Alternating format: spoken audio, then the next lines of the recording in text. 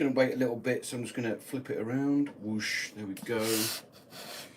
See those bad boys for now. Just going to give it a couple more minutes before I get cracking, crack-a-lacking. So, talk amongst yourselves.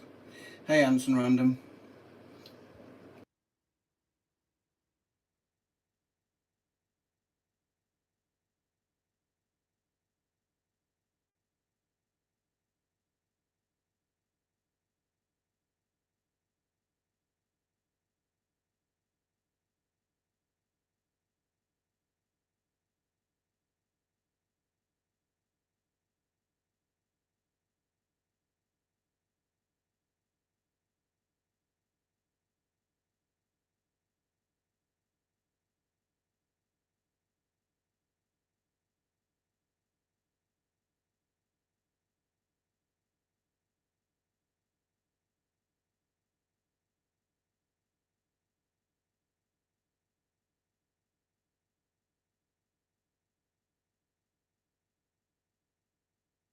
Can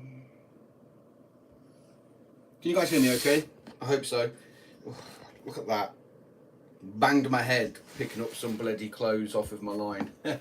Off my boiler, should I say. Anyway, so it's good to see you guys come along. I hope you're all okay, and I need to shave. Beard, yeah, I know I need to shave it. I've been neglecting myself, shall we say. I will be looking over to the left a little bit while I'm talking, just because I've got the YouTube channel up there so I can see what people are saying, because it only pops up quickly on my screen and it disappears again. So if I keep looking over, hey PJ, I think Lee likes the old beard.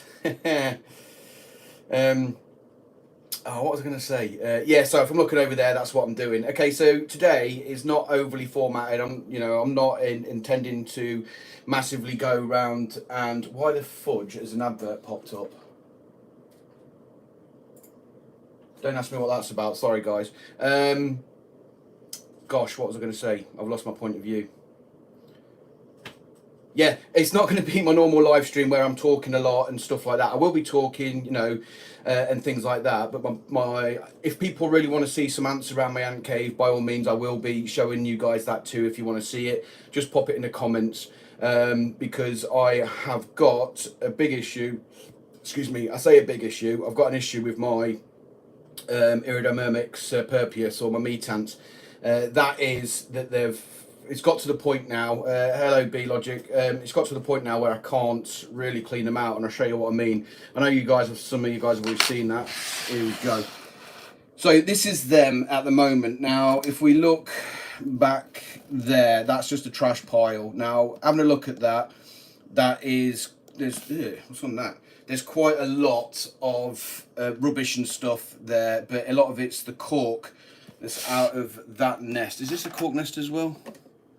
Yeah, both of these Akushi nests are the cork nests, and all they've done is dug it out and put a load of detritus in the back. Now, as you can see, I've got a fallen over liquid feeder there. That's because I tried to get it out and got attacked, and I dropped it, and then they all swarmed everywhere and got crazy. That's still got a little bit of honey jelly in it anyway, but I can't really feed them anymore in here. They can't get out because of the barrier, but it's just become an absolute nightmare for me. And even though there is space in the nests for the brood, they've put the brood out here as well. Now, I'm also seeing some recently emerged pupae that are still quite light in colour, so that kind of indicates to me that they're treating this whole outworldy thing as a nest. Now, they never really took to the test tubes at the back, because obviously this is the Wakushi Saturn. They've had a couple of brood in it, but they've never gone crazy for it or moved into it.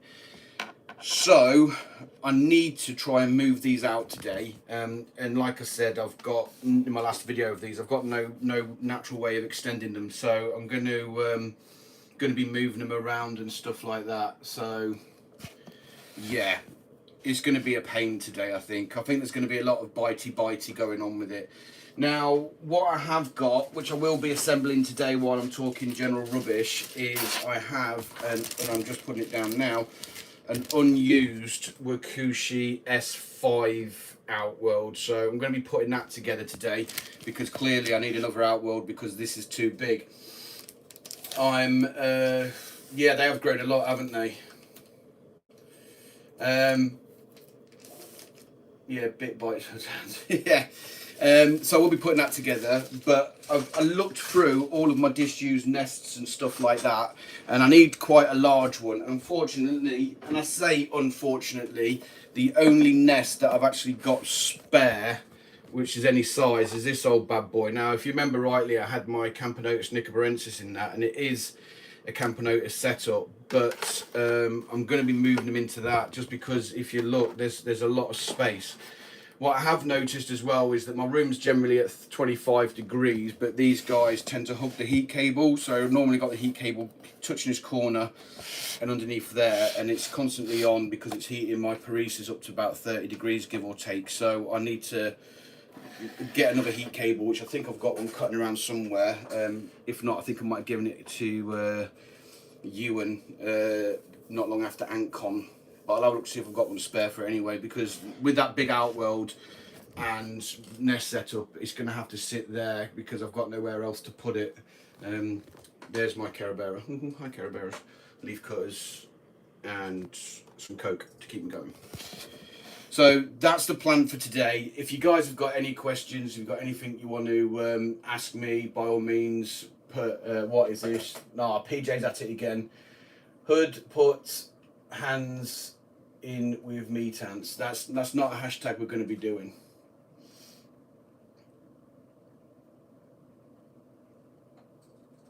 Yeah, I mean, ideally what I do want to move these into is probably the laptop setup. I know a lot of people have had success with the laptop setup with them. If you don't know what that is, that's this here, which my Nikos are in at the moment. My Camponotus nicobarensis. I would like to get one of them, but unfortunately, time and money says no. And I've got to the point now where I really drastically need to do something with this as well, just because. Just because I've got. I need to move them out. I can't do anything with that. It's an absolute mess. Let's switch it round. Woo, hey. So. Yeah, if you've got any questions, by all means, crack on. It's probably going to be a couple of hours this because Sadie's reminded me that I've got a chat with Antics later to talk about AntCon and what we're going to be doing and stuff. So I'll probably no later than 3 that I need to get this done. So let's not delay. Let's crack on. Whee. So how should I do this? Right, let's set this outworld up first. Now these outworlds, if you ask me, let's go back to my face again. These outworlds, if you ask me, are an absolute pain to put together. I don't particularly think they're very good in the arts of putting them together because I always mess it up as standard. Now they're kind of a pain to figure out how you put them together as well, which isn't great. Just because you've got, I'll show you what I mean. So if we look here, you got like these connectors which have just got a hole there and there, like, you know, that, and you got these ones that have got the hole there, where I can't do where it there, and then you've also got one there for the sidewall. So I know these are the ones going in the corner, but they're still a pain. What's that, mate?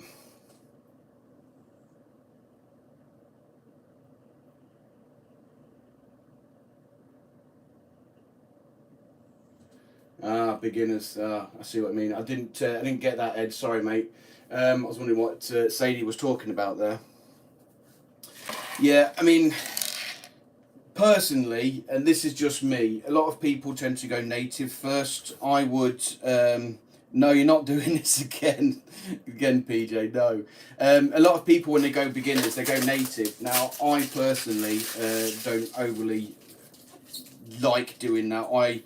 I think that now I would probably recommend people to go to more exotic species first, just because every native species, sorry, horrible sound, oh that was horrible, every native species that I've ever had has never really done overly fantastic, and if you're a new beginner person that might be a bit disheartening.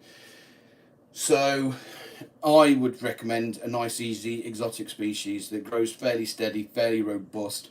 Examples of that, what would you say? I'd say Nicobrensis, they're quite a good species, but they do grow quite big, quite big. I know Ant England loves natives. She's got some very successful, but she's obviously a better ant keeper than I am. Good afternoon from Netherlands. Yeah, good afternoon from UK, mate. Nicos are hardy, yes they are. But saying that though, you've also got Mesa barbarus as well. Now you can sometimes get away with not hibernating them because I don't like hibernation because obviously being a content creator I want ants all year round so I can do my videos. But yeah, content creating you don't particularly want to go to exotics as it were. But as I was saying, the Mesa barbarus can be quite a pain to found just because they are very sensitive, they're very skitty, and if you're really a curious ant keeper, you know, what's your first species, everyone gets to that point where they're like, oh, let me just check on them, see how they're getting on, and that just freaks them out. So my best advice that I can give anyone is just leave them alone. Leave them alone, let them settle down. The queen goes crazy. I only disturb mine now when I'm feeding them and stuff like that, and even then, because they don't require protein in the form of like live food. Well, I say live food, I don't live feed, but you know what I mean, like cockroaches or mealworms and stuff like that. I find that because you just need to give them seeds, they're very easy to look after. And if you're going away for any period of time as well, as long as they've got a couple of test tubes full of water and plenty of seeds in the stores, they'll be laughing. They'll be absolutely fine and dandy like sugar candy. So for you, Ed, I would probably recommend something like Mesa barbarus because they will help a lot. It'd be a lot easier. Just watch my videos on them. I think I explained it quite well. Watch my videos and you'll see that I pretty much left mine be completely. And yeah, my mess is like protein as well. But do you know what I mean? If you've got, like, for example, you've got parents, if you're a kid, or a wife, if you're an adult. Hey, Danny. What was I saying? Yeah, or you've got a wife that's not overly keen on the idea of having ants, but when you say, well, I want to keep a colony of cockroaches to feed them all the time, they're probably going to lose their minds. So something like messes are really good for that, but you don't necessarily have to go for barbers. There's loads of different Mesa species. You've got a Mesa circulatus, they can have multiple queens. You've got Mesa arenaris, which I've just looked at now. There's some big old ladies they are. They're pretty good and pretty easy to look after as well. They don't need hibernating, I don't think, if memory serves as well. But yeah, I think everyone's seen my messes. If you haven't already, you know, you've seen my messes, my messes circulatus. There's also which are pretty cool looking as well, which I like, is my Mesominus spurium, can't remember which way you pronounce it now. They're pretty good too. Another Mesa species that are relatively painless to keep, as it were. Oh, I hate putting these outwards together. Needs must. If you are getting one of these outworlds that's got this like protective stuff on, I would recommend that you wipe it down with wet cloth before you put your ants in there, just because it's very staticky and everything sticks to it. So top tip from me, so you don't want to shock your ants with static electricity, I would strongly recommend that you wipe it down before you put any ants in it. You'll probably see me do that today, and if I don't, somebody can remind me, because I am very stupid.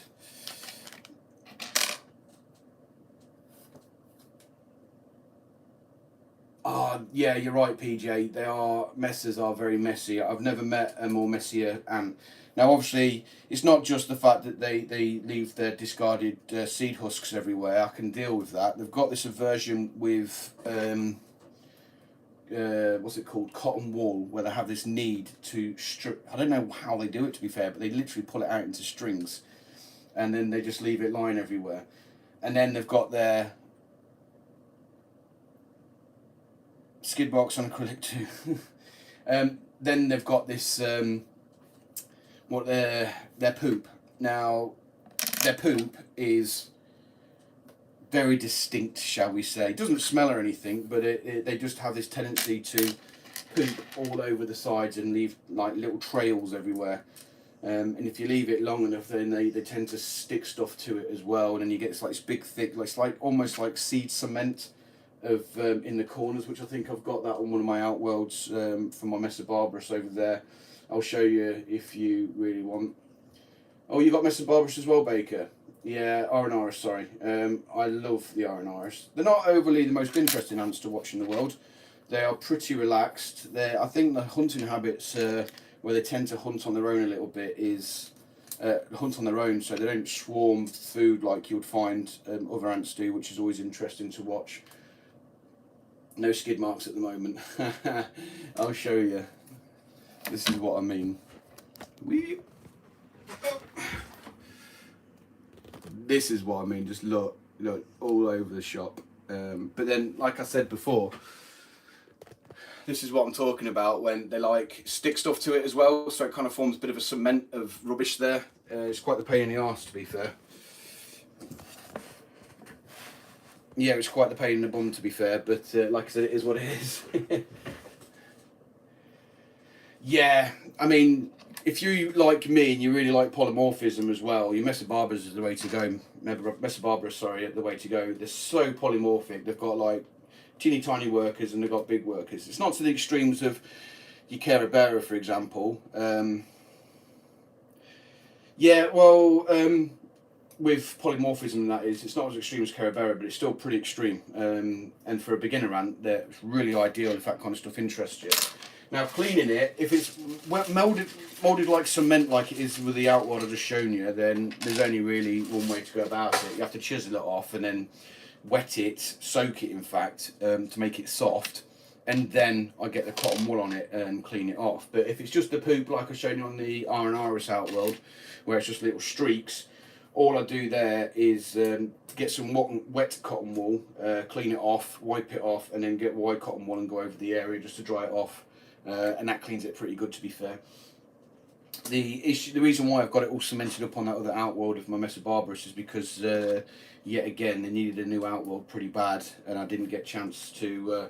I got to the point where I struggled to feed them, so I left it, and now I've attached an Ant-Cube glass outworld to it.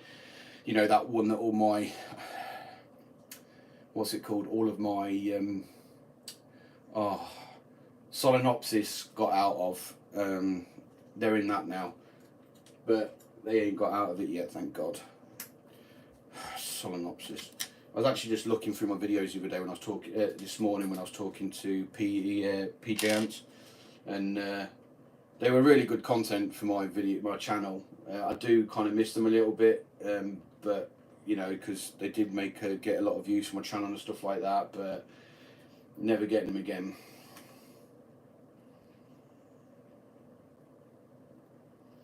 Yeah, you see, mine didn't hibernate. I don't think I hibernated them last year. I don't think they went into any form of dispause at all. They showed no indication that they really wanted to, so I just left them be.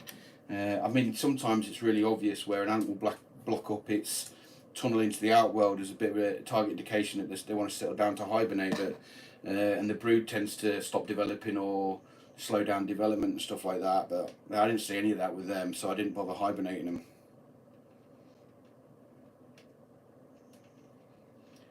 Yeah, that's a good idea. Are you talking about these, Sadie? Because I use these to apply barrier. That one I don't, because I didn't clean it and it's gone all gooey. But yeah, I use them to apply. Yeah, I use them to apply barrier more than anything else. Give me a second.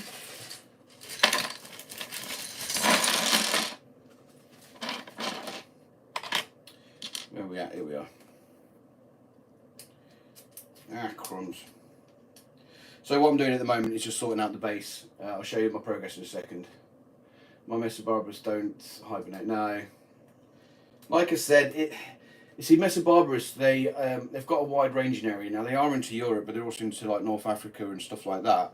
So, you know, if they're a European species, if they're in the court, like in the more northern parts of their range, I'd imagine that they hibernate, but when they're like in North Africa or southern southern Europe, like, you know, north coast of the Mediterranean Sea kind of thing, I think they don't tend to hibernate. And I think that's why there's so much confusion about it, and the big question mark, Mesobarbarus hibernate, not hibernate, question mark, because people, but I just generally think it depends where you get them from. That's my personal opinion, and I could be horrendously wrong, like I normally am.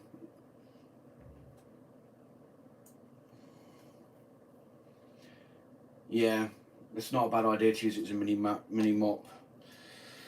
Oh my god.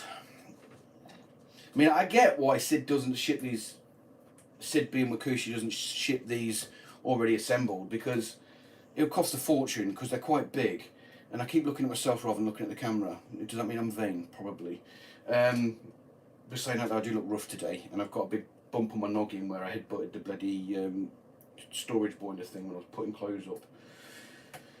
So this is the base, this is where I'm at. So what I've done so far is I've applied the standard 2-hole fittings.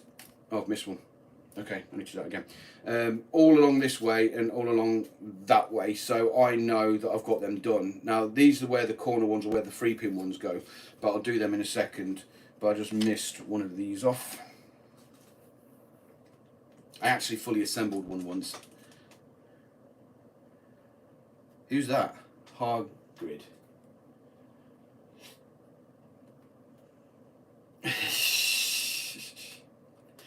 That's an old song, that is, Anne Singman. You're definitely showing your age, you crusty oldie.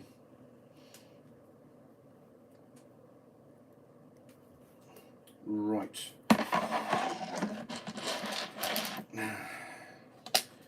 So then what I need to do now is I'm probably going to grab one of the side ones.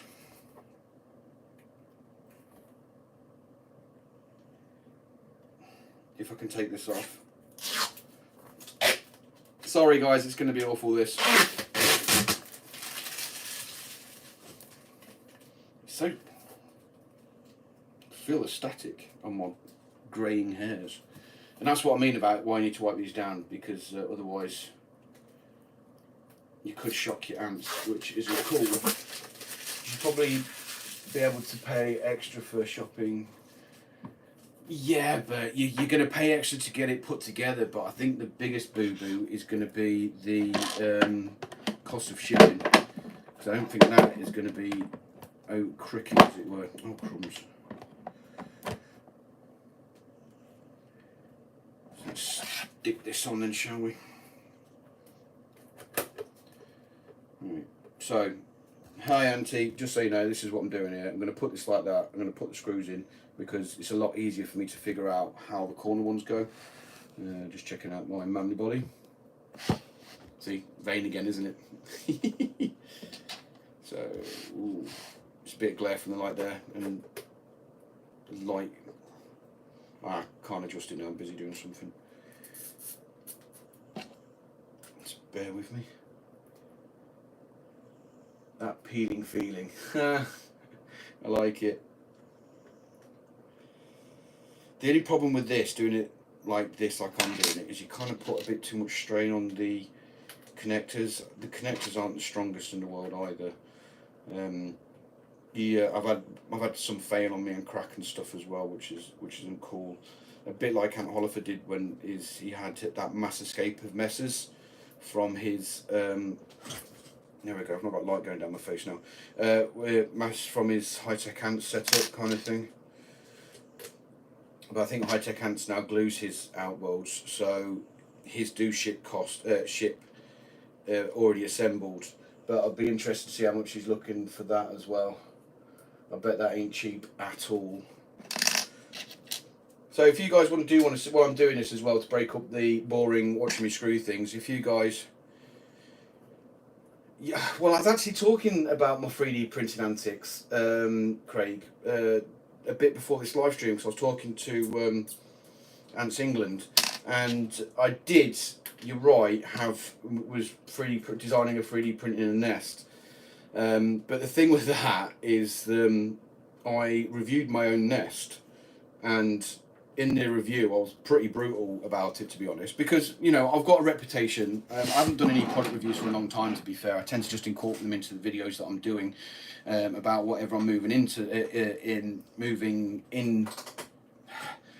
incorporate into the video that I'm moving the ants into. So I kind of go down that route. But not only that, though, I was extremely brutal.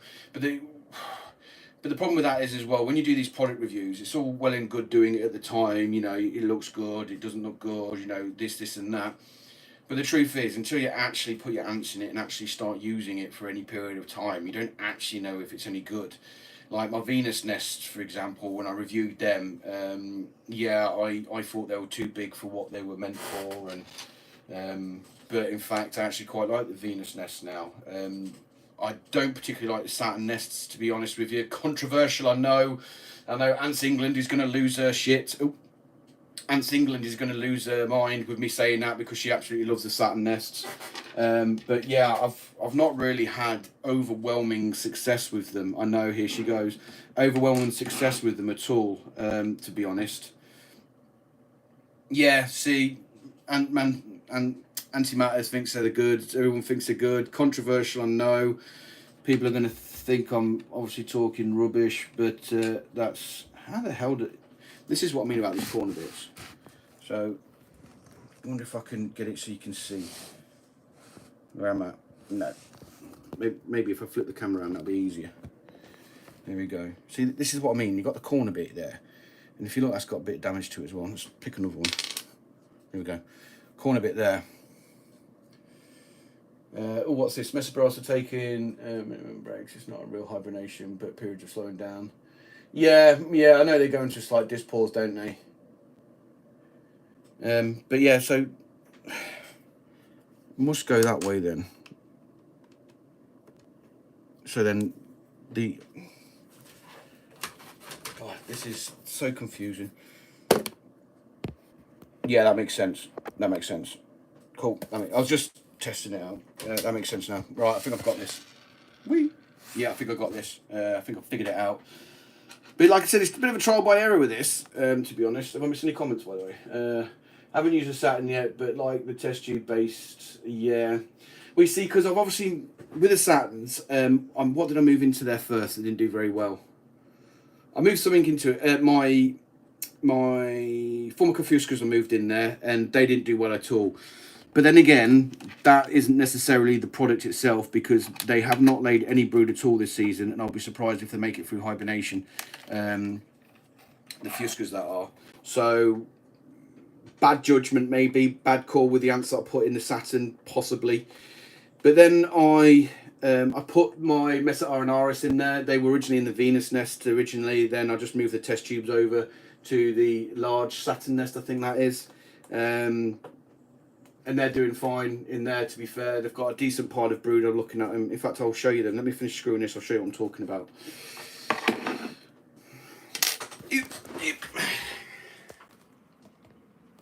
Ugly. Switch. So, yeah. So, if you look in there, they've got...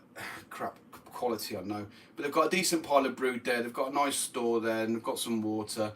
They tend to kick around the outworld a bit. You see what I mean? They're not dead or anything. They're just generally slow and lethargic anyway. They're in no rush to do anything. But yeah, so they're doing all right in it, and I've still got a test tube to attach to it if I need to. So they're doing all right in there, I guess. But let's get the picture right. Bloody sun. Well, if it went for the sun, we'll all be dead, so it won't be alive. But yeah, I shouldn't hate it too much. Yeah, and they're doing all right. My meat ants, when I put them in there originally, when I expanded them out of the test tube, I think it was.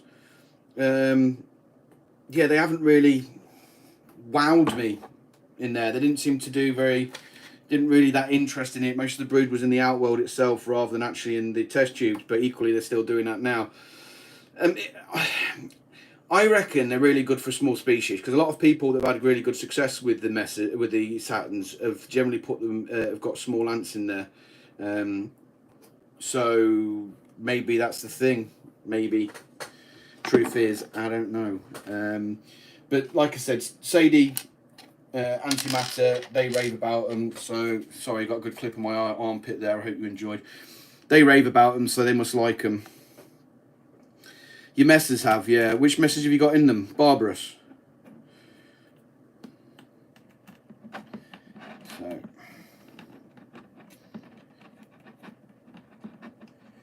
get this in there. So what I'm doing now is, just because I know it's I'm going to have to put the side one on probably next, just to give it a bit of stability, because at the moment it's like this. So if I knock it, I could potentially break these down here.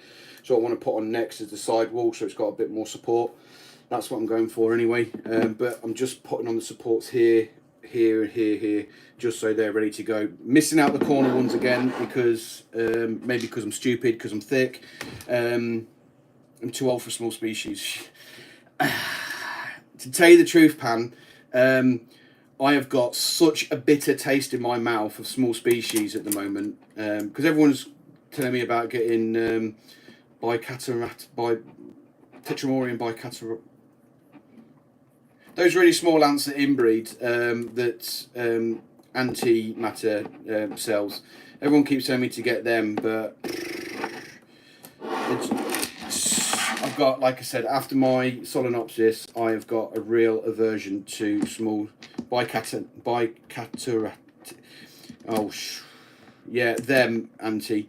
I've got a real bitter taste in my mouth and for small species at the moment, so I'm not overly interested. But then again, because of the divorce, the house move that's come in, and all that, I'm probably not looking at getting any new ants yet. But I say but because I was surfing to Tinterweb last night, and I noticed that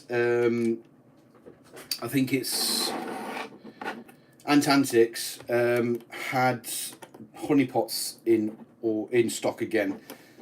Now, honeypots aren't cheap, but they're about 20 quid cheaper than what I spent from last time. With the rate inflation's gone, I probably well, because we all remember what happened in my unboxing. You had, I think, 100 subs, which, by the way, I need to give a big well done to PJ Ants, because he's just hit 100 subs, and I'm going off on a tangent again, so bear with me.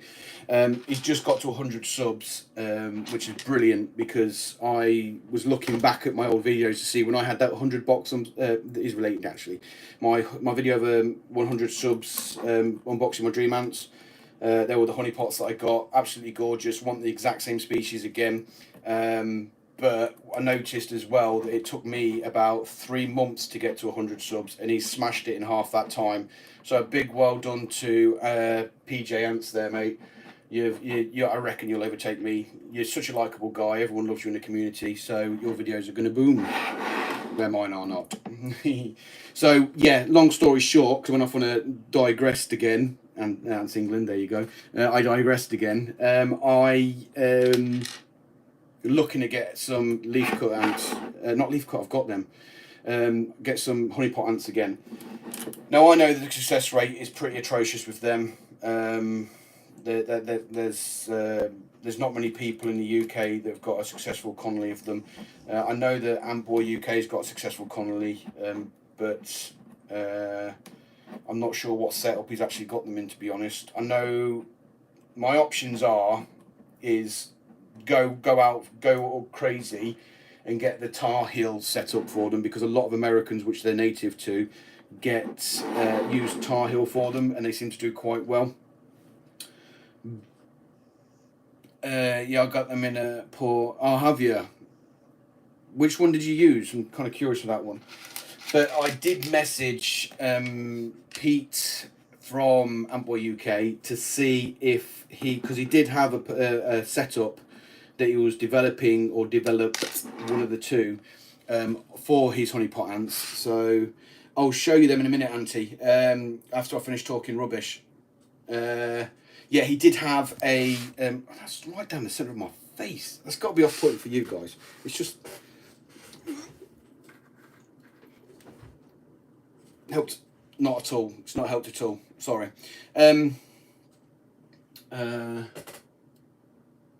Oh right, sorry, my mistake. Yeah, so he messaged Antboy UK to see if he's continued with that development and if so, if I can nab one off him, because it will, obviously I'll pay for it like I pay for all of my products. I say that though, I got a freebie off of Antboy UK last time, didn't I, when he gave me that second nest for my Mesa Barbarus, that smart nest, which I was totally appreciative of. So yeah, but I will be expecting to pay for this, the Honeypot setup. If that's not an option, then I'm probably going to go with Tar Heel, just because there's been proven track record with them. The only concerns I've got with that is temperature, because it's a big block of matter of PMG, but yeah, because it's a big block of I don't know what it's made out of. Is it like white tongue or something? I think heating it's going to be an issue, to be fair. But I think I'll have to get the nest, look at it, and see if it is going to be a problem, because they need to be kept at around 30 degrees, which is hot. It's hot for any ant, to be fair, and that could be a problem. Give me a second. Oh, sorry, I'll screw this together, Auntie. Then I'll show you my Carabera. Now, bear in mind, my Carabera, you're not going to see great details with them, just because I'm live streaming, and the live stream quality is something like 750p.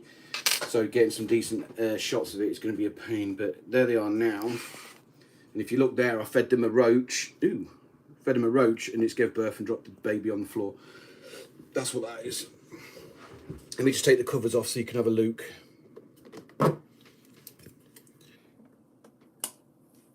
Now, you guys probably remember that was full of brood. I can't really get the angle there. That was full of brood, and then just one of these chambers was full of brood. But as you can see, this is the extension which I put on in my last video of them, and they've expanded brood-wise. It's just exploded.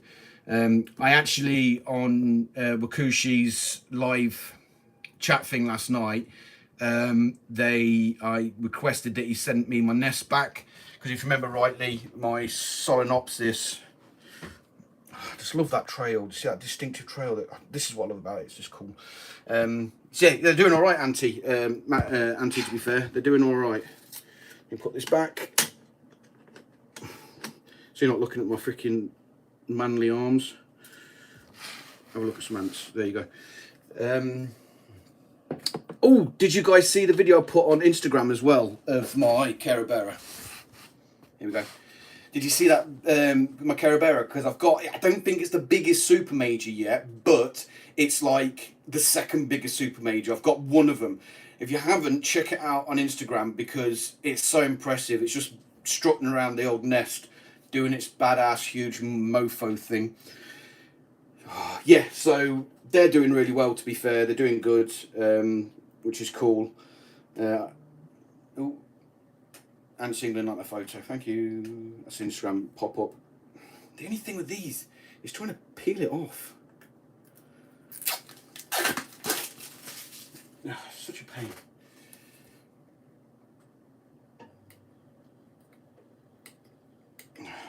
Jeez Louise.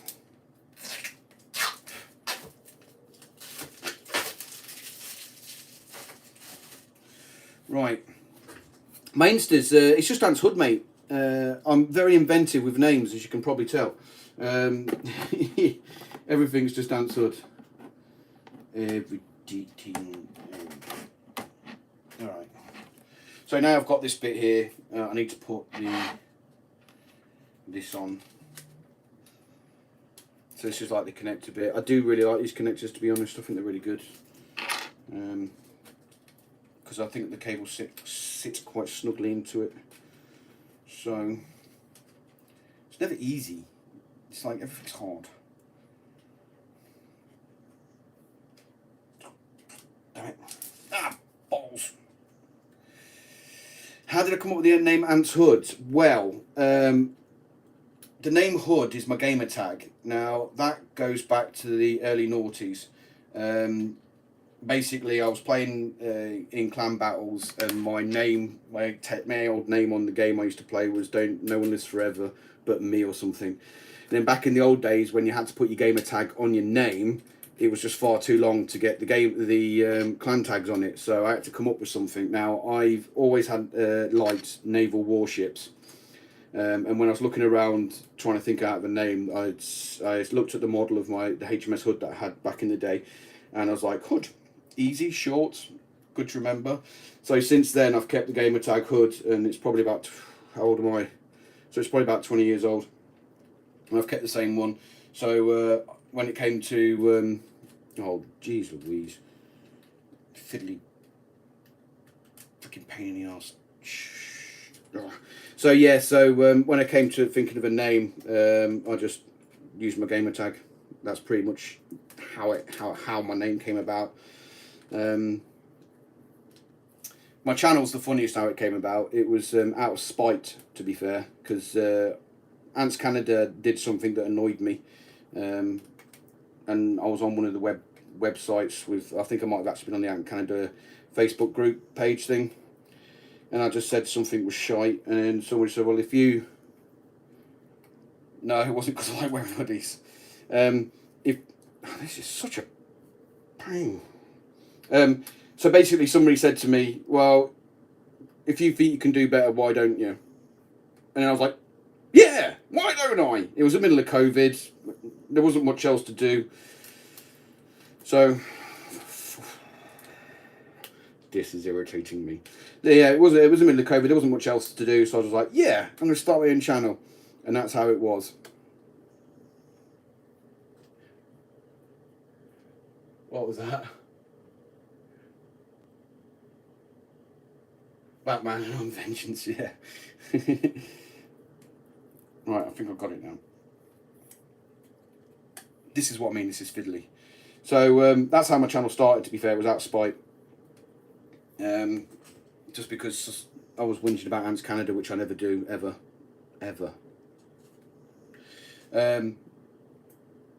Yeah, so that's how my channel started, and then obviously when I was thinking of names, my gamer tag was a natural choice, to be fair.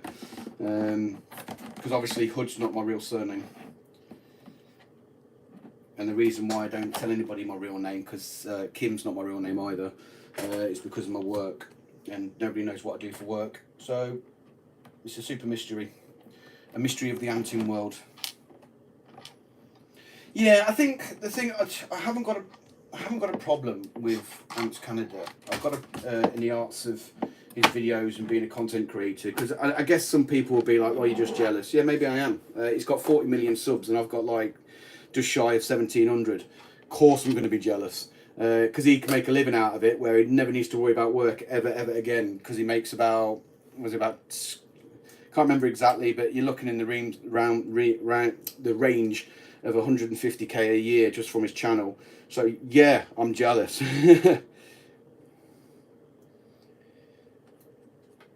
Yeah, maybe I'll be the next Chancellor. I can probably put a better budget together than what those buffoons did. Yeah, that's it at the end of the day. Anybody that's a serious ant keeper that likes ants and knows exactly what they're doing kind of sees through what Ant Canada's done. Now, he could have gone down the line of being the professional ant keeper that he used to be. And to tell you the truth, he is a great ant keeper. I can't hold that against him. But instead he went down the line of entertainment, so people would watch it. And that's why he's got more subs than anybody else in our community, just because he's gone down the line of drama. But equally, if it wasn't for Ant Canada, I wouldn't be in the hobby, because that's how I fell into this hobby. It was through Ant Canada. So, you know, it's... Yeah, his drama, his ethics are insanely warped, but he gets people in the hobby. And I'll be interested to see, out of the 18 people watching this now, how many can say that they were watching Ants Canada before they started keeping ants. If it's like me, pretty much all of you. So he does do a service to the hobby in some ways, and yes, I'm jealous that he's got 4 million subs, 4 point something million subs.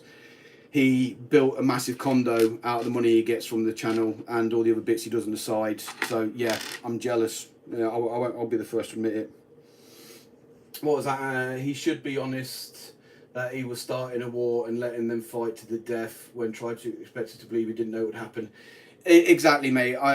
I think I ranted about that one as well, to be fair. I know hood ranting, can't believe it either, but it happened. It happens. I was very disappointed, to be honest with that as well, just because I felt...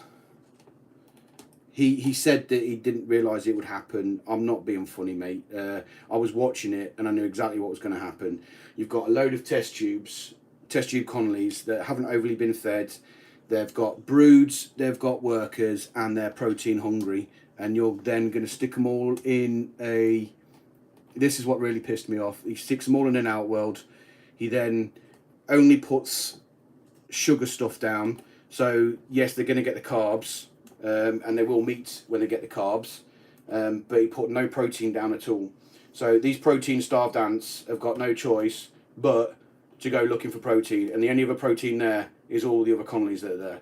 That gripped my short and curlies. I seen that happening as I was watching this video, and to tell you the truth, mate, it really balled my piss, as the British saying is.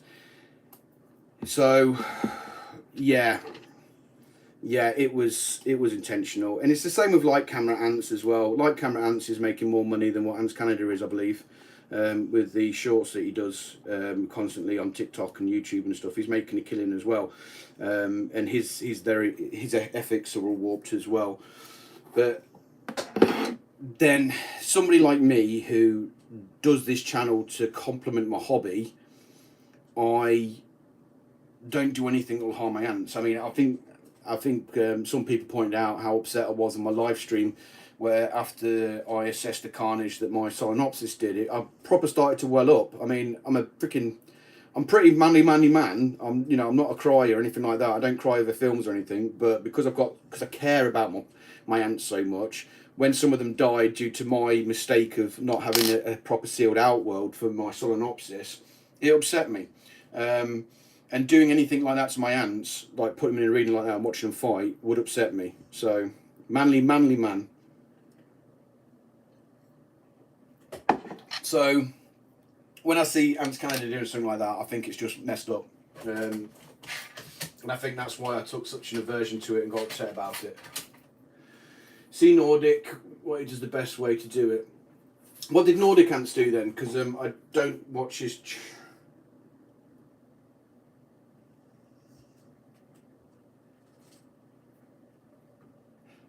Oh. So normally on a Saturn you've got these that do that. They're normally on the back panel there, but they're not there. He's now moved that and he's put them on there. And instead of having 3 like I've got there, you now only get 2. It's not a bad thing, that, to be honest, because when you think you've got an opening one side, now being on the back panel, I actually like that now. Yeah, I like what he's done here now. Now it's on the back panel, doesn't matter which side I can put the outworld, I can flip it either way, and I'll be able to see into it and be able to see the feeding area as well. So that's good, I like that. Well done, Sid. Thumbs up from me. Not that you need it, but yeah. Right, more armpit action, guys. I hope you enjoy it. What have I missed? Manly man, by now, bud. Why haven't you got tools, rookie? Is why I'm a Wakushi fanboy. It comes with this. I don't need tools. It comes with it, so it's fine. Don't be so judgy. That and me and DIY do not go in hand, as you could probably tell with my outworld fitting together. I mean, I know I've been talking, but I've been doing this for 48 minutes now, and I'm still only halfway through finishing this outworld. And I'm sure you and your ninja skills,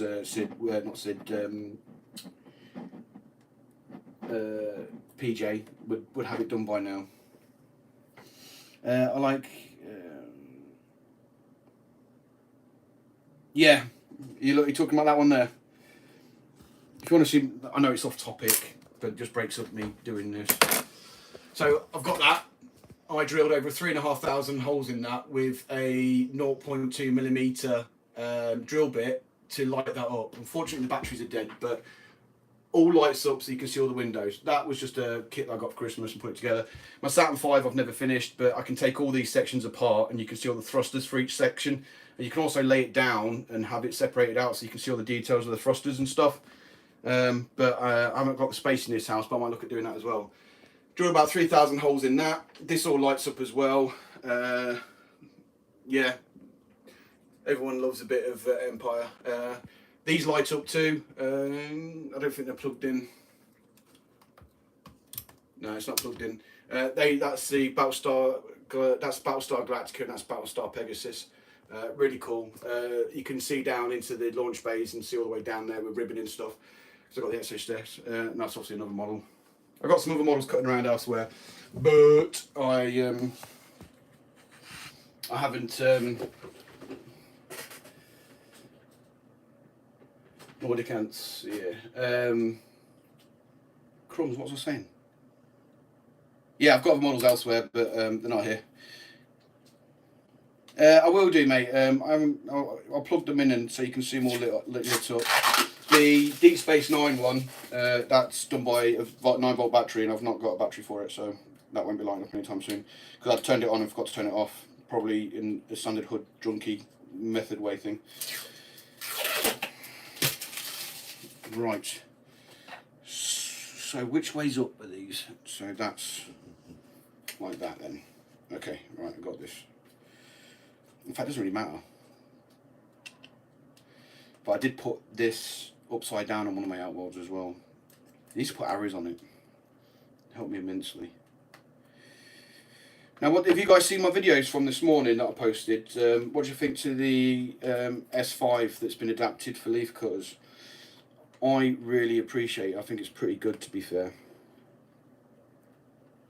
Just like you've got to turn off your hot tub. Yes, that cost me a couple of £1,000. It was on all over winter. It was on, and I didn't even clock it. Even I mean, at one point looking at it saying, "Why is the snow melted on that?" Oh, it must be because the water's heated it. Not realising I've left it on. Cost me a fortune. I'm glad that was before the Ukraine invasion because that would have probably bankrupted me.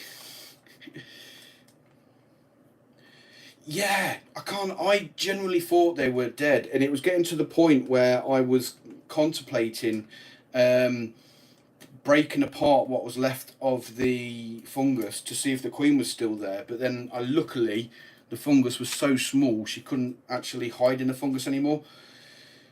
Yeah, I did, mate. So I could actually see her, so I knew that she was there. But what my concern was because in the heat wave that we had, where it was over 30, I think my room topped out about 31.5, I think it did. I really was flapping that the queen was infertile. But as you've seen from the video that I've shown today, there's plenty of broods at all different stages, so clearly she's not infertile, which is great news. I mean, all I had was that little blower to try and circulate the air, get the air movement to keep the fungus cool. But unfortunately, due to the thermostats that I had before the battery kept on dying, it topped out at like 30 odd. It was, "Hey Matthew, it's good to see you, mate," and it wasn't good. What I will do is just quickly show you the leaf cutters now, because they're just in mid-cutting leaves and stuff. I love the leaf cutters. They're great to have on your desk because you can just watch them. There you go. So cool. Yeah, the only problem with that, mate, is that you can't wet the fungus because you'll kill it. Yeah, they're really good to view. They're really cool. I love, as I said, in my video, I love this little twig at the background where they walk along, because you can just sit there, watch them run along, and it's really epic. Oh yeah. I see what you mean. Oh yeah, PJ's gone the crazy route. He's obviously not watched. Let me just turn it down a little. There you go. He's obviously not watched Hollifer's Atta Connolly that have just gone absolutely insane. I contemplated getting Attas for a long while, but no, I'm not doing it because I realised from my Solenopsis that I cannot keep up with super fast growing species. As I'm sat there staring at my Carabera, which are a fast growing species.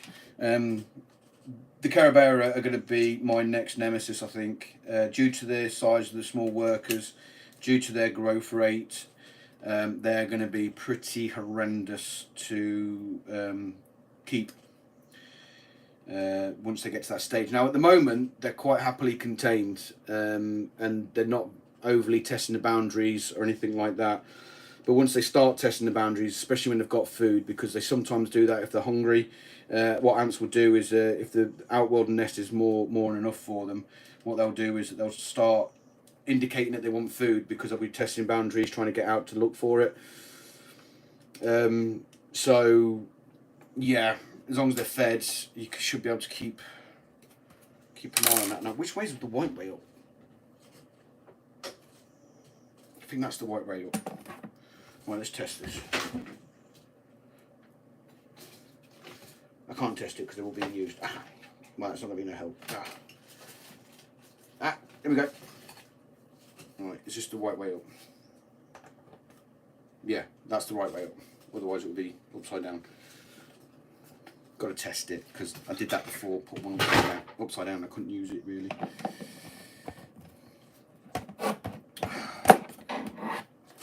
Oh, crumbs.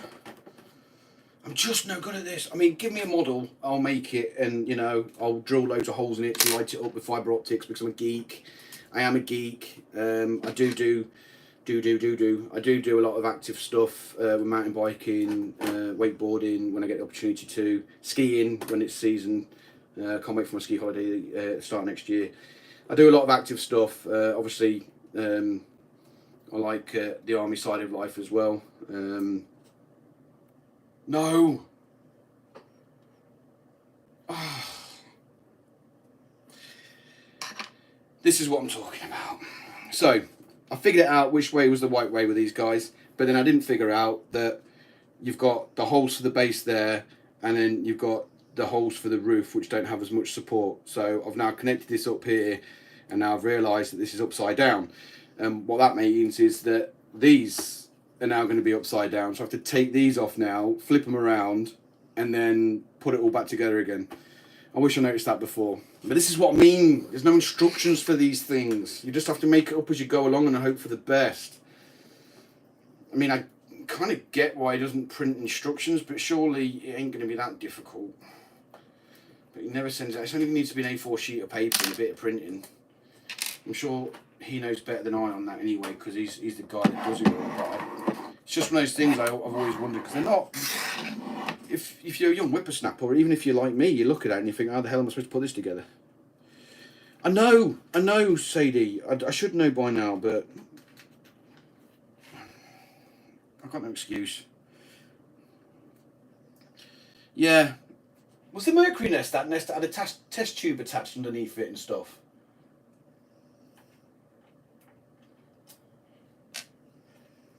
Sure it was.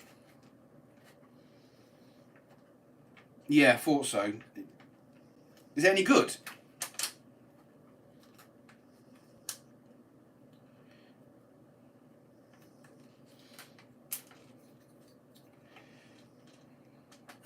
See, this is what I don't like doing about these as well. Do you know, because they're 3D printed like bits, is they're great and nice and tight when you first screw them, but if you screw them, unscrew them, screw them, unscrew them, you're just gonna bugger the threads in them. Yeah. You bugger the threads up on, that's what I'm saying. So you really need to, like, once it's together, you wouldn't use instructions if they came with them. Do you know what, Sid? You're not wrong. You're not wrong. Sorry, I just dropped my bit. You're not wrong there. But yeah. Well, he's lost my train of thought now. What are we on? Oh my word. Been on for an hour and I've not even shown you much ants. You guys, if you want to see some more ant species, let me know, because it breaks up me doing this. Messing up Sid's Outworld. So I'm not really so much ants. I am going to go, this is going to, once this is together and I've wiped it down to get rid of the static, I am going to then put a barrier on it, and then I'm going to connect it up. So they've hopefully will ideally move out. So I don't know how I'm going to get them to move yet, because I've got a sneaky suspicion that they're going to want to stay in the Saturn outworld, but we'll figure it out as we go along. Need to buy proper tools makes it easier, as his fat fingers do help. Out of our... quite enjoying watching you struggle. It's like watching... Oh! That's harsh. You're bullying me, Sadie.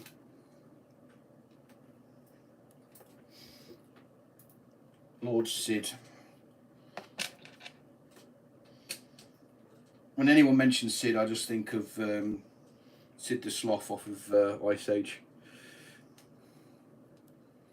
The old comment earlier, but you are old, mate. I mean, I am technically slightly older than you, but I look a lot younger than you. Age has not been good to you in Ants England.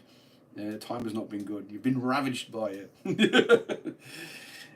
Hood's making friends again.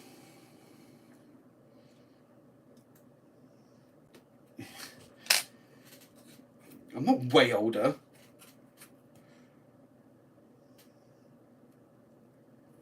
Is this upside down again? Have I just unscrewed these and screwed them back on the same way that I originally did? No, we're good. We're good.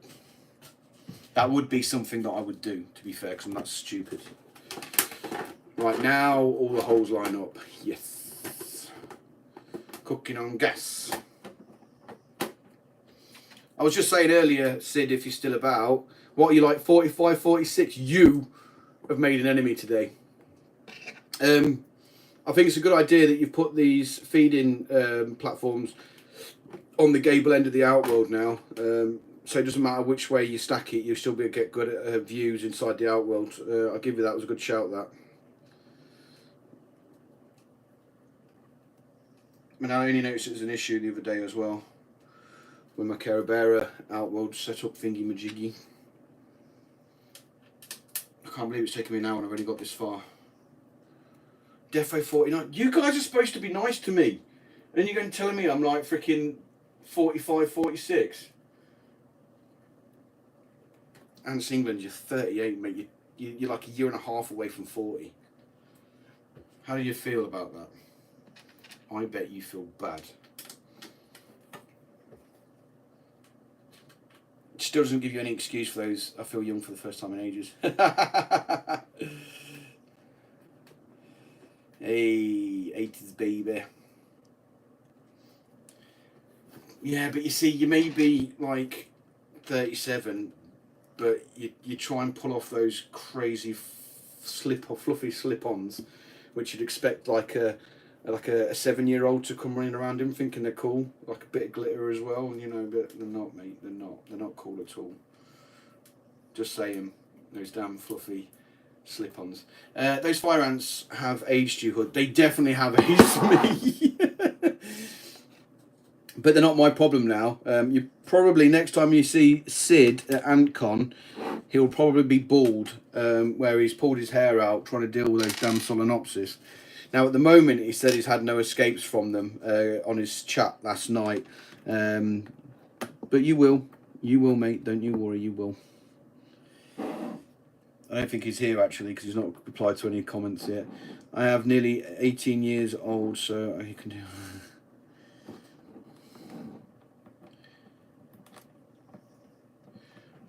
What you're not supposed to mention. What was he saying? I'm going to ask because I'm curious and not to sponsor or mention any company, but can you ever get any where you live? What's HTA products?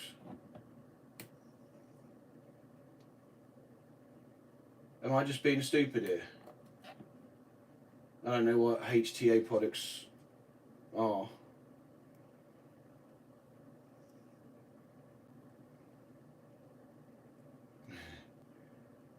Tar Hill.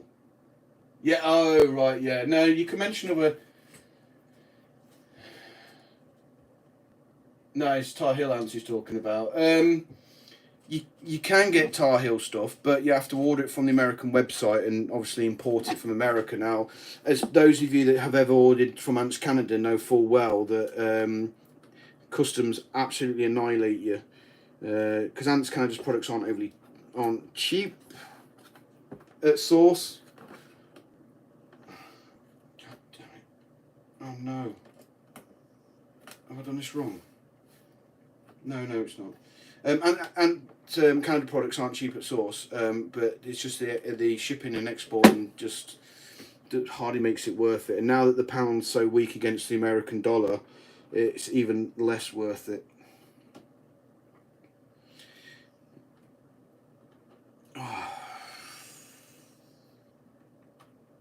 Why aren't you mating up properly?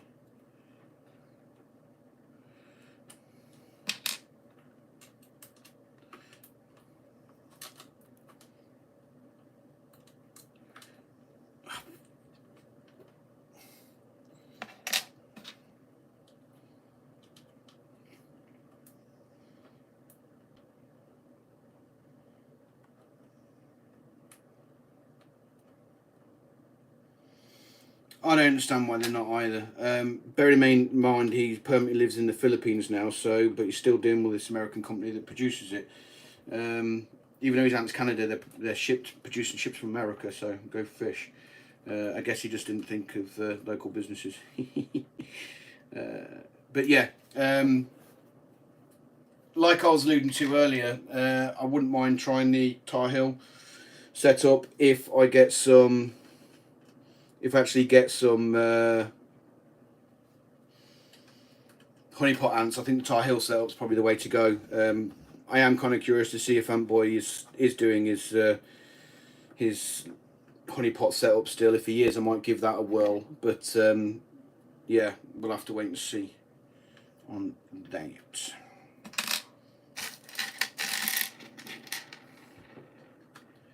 Yeah, I really do think Sid needs to supply a little bit extra these bits, just in case you do thread them. I think I'm close to threading one down there. Doesn't look overly flush, to be honest. Is it, what was that? Is the UK as bad as the US in regards to getting... no, it's relatively easy. We don't have any controls or anything in the UK. I don't think any ants are prohibited in this country at all. So you can get pretty much anything. Where they do lose their mind a little bit is if they get out into the wild and you're looking at like massive fines by DEFRA. But yeah, other than that, there's like no controls on ants at all. Why aren't my meat ants eggs turning into brood? See no more eggs. P.S. I'm new to the hobby.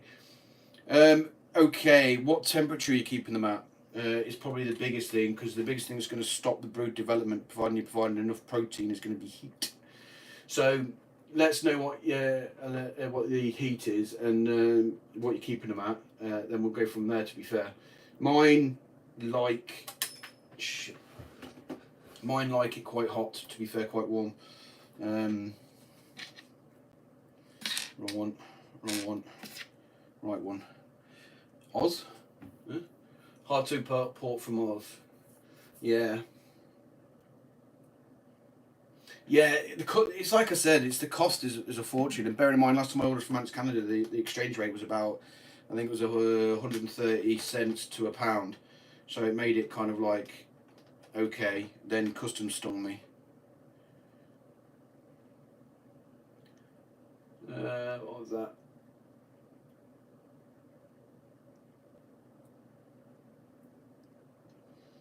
Yeah, well, I prefer heat cables. One, because you can string them along and you can heat quite a few nests and stuff off of one cable. They cost roughly I think they're a tad more expensive, but more importantly, you can localize heat in a nest. So, for example, like with test tubes and stuff, if you put it like over one part of the nest, you'll then get a gradient. So the ants will then can pick what they want. If they want it really warm, they can go over the heat cable. If they want it like slightly cooler, they'll move away from the heat cable. And then I'll have the heat cable at one end and I'll have the humidity at the other end of the nest. So then they've got the gradient of humidity, which then goes with the gradient of the heat.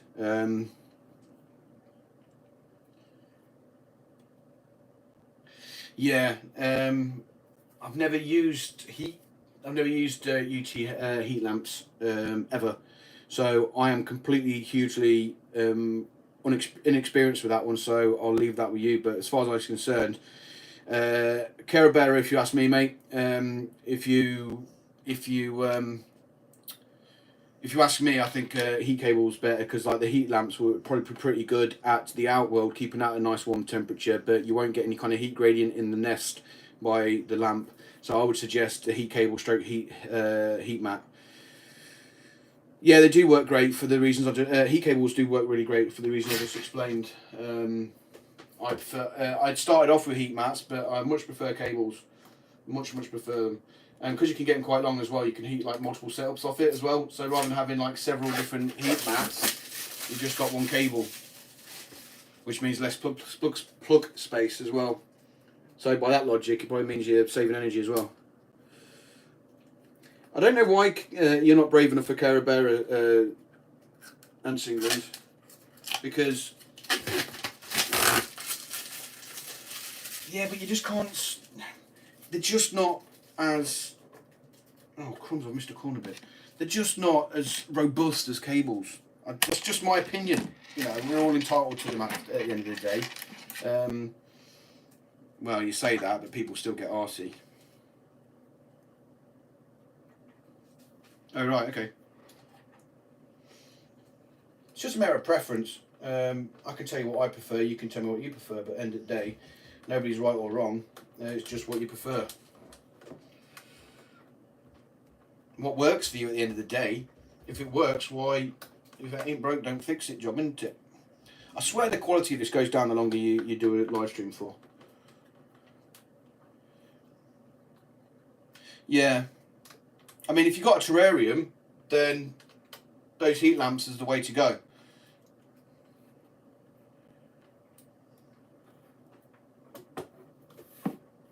Right, we're nearly there. We're nearly finished it. I mean, it's only took me 70 minutes.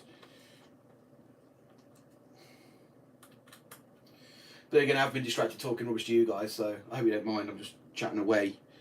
Chatting away.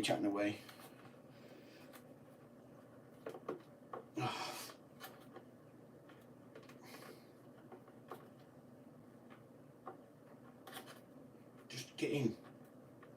There we go, got it. Heat mats are bad for terrariums. Yeah, I've tried them frogs to switch to heat lamps. Yeah, like I said, I think they're really good. They'll be good for stuff like that. I like size variants of Carabera. Yeah, the polymorphism with the Caraberas is just awesome. But it will get too big for me eventually. Potentially. But the setup you've got in your room, because obviously I've seen your Antor video. You've got bags of space. All you need to do is just take advantage of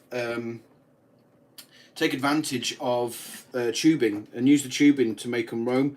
And the great thing about the tubing is you can just like kind of coil it around. Let's just say like you got a little stand, like a stick or something. You can like the table leg, for example. You can coil it around. So they've got the impression of travelling space, distance, and all that malarkeys, and you really confine them to a small space. So something like that would be, you know, to control them, because that's what I'm thinking going forward.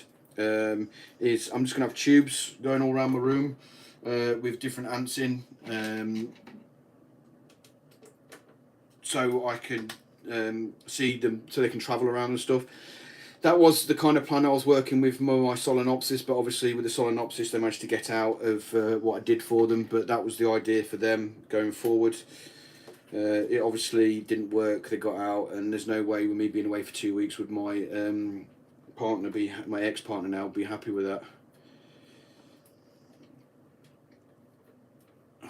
Always whinging. Always whinging, Sadie. I mean, I get your point, but I don't need to dust in here much, to be fair, because nobody else comes in, just me, really, and the dog when he's sleeping. She's sleeping. The dog's gender confused. Too big a kid, moaning because you've been hanging out. Yes, true. I don't moan. That's not fair. I don't think people know me for moaning. Is there any ants anyone wants to see, by the way? Just a quick catch up. I think, oh, here's a point that I've not mentioned before. Do you know my second last video about my polys? I definitely think I've got brood in there, because if you remember the video, nearly 19, ooh. If you remember the video, best nest for Carabera, ooh. I would argue, no, I've done it again.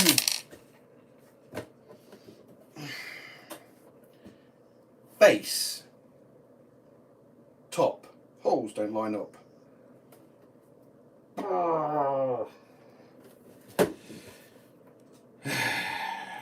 Okay, check the holes, make sure they line up first before you put together, guys. Yeah, so I think that I've got, I've definitely got a queen and brood, because when I shown the video last of my my Polyrhacus dives, it was quite messy around there with lots of like loose bits and stuff. From what it looks like, they just gathered it all up, but it's all been tidied away and weaved in now, so there's definitely brood there that have been doing the weaving. So I think the queen should, at least one queen still should be alive for my Polyrhacus. So fingers crossed they actually are going to survive and be okay. I certainly hope so, because there was one of the species that I was upset about. Be off to uni soon as he wants to move out. Yeah. What's he want to do at uni? I think I should put Messobarbarus into hibernation. You missed that conversation earlier, to be fair, Ant Union. It really depends. Are they showing you an indication they want to hibernate? What's your Messaranos? Did you put them in a Saturn? Yeah, my Messaranos are in a Saturn. I showed them a bit ago. I can get them up again if you wish. I graduated in chemistry. Yeah, it's I got mine in a Saturn. They're doing all right, actually. I was a bit apprehensive how well they'll do. But if you want to have a quick look, Ant Unicorn, I'll put them up for you in a second. Let me just screw this together. Right, I'll show you. Whee! No, this is me again. Right, yeah, so they're in the Saturn. They're not dead, they're just chilling. They're not very overly active or anything like that. But if you look at the back, quality's crap. They've got brood, and sort of a little bit of brood. I think the queen's hovering. Where's the queen? Yeah, the queen's in the second bottom one there. She's happy. Seed storage, plenty of water. So yeah, they're doing all right in it, to be fair. I was a bit apprehensive because, as we discussed before, I'm not overly a massive fan of the Saturn nests yet. That's probably just because I haven't had the greatest of experience. Thinking of putting half gypsum cork nests. They seem to be crap at climbing. What's that, Baker, mate? Sorry. Hood, what did you mess RNOs did you put in? Yeah, I mean, the only thing with the cork gypsum nest is you might find it might be quite humid. They're obviously messer species. You don't want it too humid because the seeds will germinate and you're in a world of pain. You're going to get many more fire ants. No, I am not. Well, unless I get drunk and do some crazy ordering. That's how I ended up with them in the first place. Yeah, I mean, I would probably avoid that. I'd go for a drier nest if I was you for them. I don't have the heat cable on 24/7 just for the simple fact that I heat my room to a temperature. I don't use them often at the moment. Now, I would, if I was using heat cables and heat mats and stuff, they would be on 24/7. But generally speaking, because I'm heating the room now, I don't need to. I don't find that gypsum's if humidity. I find that it holds on to it really, really well. And if you've got a humid loving species, and they're really good. Tiny Annas, how are they doing? Stubborn. They won't move for love nor money. The test tube's about naff. I need to move them out. They're not moving. Well, not last time I looked. I've had a new test tube attached to it for ages for them to move into.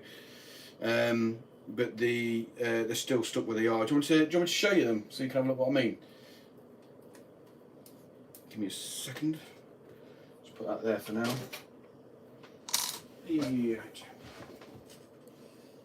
Oh, okay. Take it back. I take it back. They moved.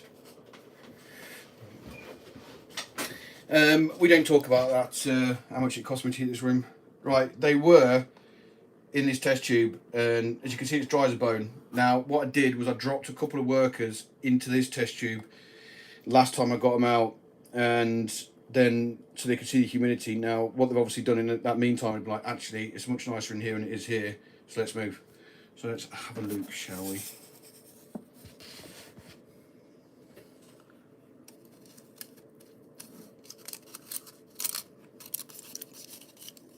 There we go. Oh, I've got a winged queen in here as well. Yeah, it's definitely a queen. So you guys probably can't see this too well because the quality is pants. But you can just give me a pointy. If you see there, that's a winged queen. Now these Conleys don't grow very big anyway. It's probably as big as it's going to get. I've never seen them overly venturing into the outworld or anything like that. There's some brood there as well, as you can just see. Love that, like the size of the head of that major. It's really cool. Believe it or not, they're only relatively recently been discovered, to be honest. I mean, we're talking like maybe about 5 years, I think they've been discovered. They're believed to be nocturnal. I have never seen them cutting around the outworld. That is, do you know, it's because I've not done a video on them, I can't pronounce it. The Thailandists. Somebody put it up. They'll tell you. But yeah, I'm pleased I've moved finally. What I am going to do, while I've got the opportunity, is disconnect this. There we go. Make sure there's no workers in there. No, we're all good.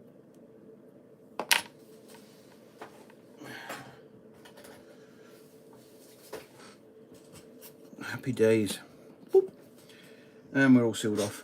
So yeah, pleased about that. They've actually finally moved. I need to feed them though, because now I've been told they do eat seeds, and I've put some seeds in there, like the ones I normally feed my messes, and I've not seen them do anything with it.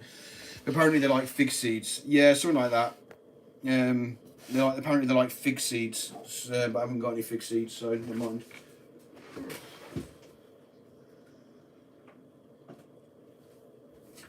Back to this nightmare outworld. Right, nearly there. Yeah, like I said, guys, if you want to see any of my other ants, just let me know, and I'll stop what I'm doing and show you it, because this has been more of a hood chat crap live stream. It has actually been what I intended to do, but I didn't expect it to take me over 80 minutes just to put this bloody outworld together. So, my own fault there.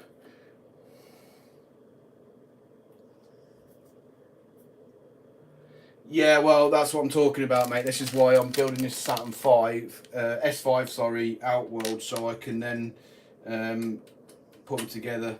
I've not got any pogos. Before my wife decided she hates me, doesn't love me anymore, and wanted to get a divorce, I was actually looking at getting some pogos. I was actually looking at buying quite a few ants from high-tech ants, but unfortunately, because of my situation now, and nobody loving me, I'm now going to be moving out. So what I don't want to do is get a load more ants and worry about moving them, and then the stress of the move. With what I've got now is going to be a bigger pain in the arse. Didn't expect to speed, did you? This is true. So yeah, I am not buying any more ants apart from maybe the honeypots, which because you see, the ones I want to get are normally about 125 to 130 quid, and I've noticed that on High-Tech Ant's website he's got them for £99. Now that for honeypots, that's dirt cheap, but it's not that, it's risks. Honeypots are very difficult to keep. In the UK they've got a high failure rate, so yeah. I tolerate you, but I'm sure others love you. Cheers, mate. You're such a lovely lady. No, they're not native. They're American ones. We've got the false honeypot ant, which is basically a European species. And by the way, Europe and the UK are very different. It's a European species, and they don't have the specialised. They do have workers that they use as repletes, but they don't have the specialisation. And I've lost. Although I've got in there. They don't have the specialisation of the adaptation that the true honeypots, like the American ones, have. So they're I think they're called the false honeypots. I'm not. There's a feeling. That's why I feel fortunate I live in the United. Yeah. Yeah, you've got a load of cool species. I mean, you got mice. You've got Sansabenas down that way as well, because they're really cool. Mine have pretty much recovered from the Solenopsis attack now, I think. I believe they hibernate as well, so probably need to start thinking about hibernating them too.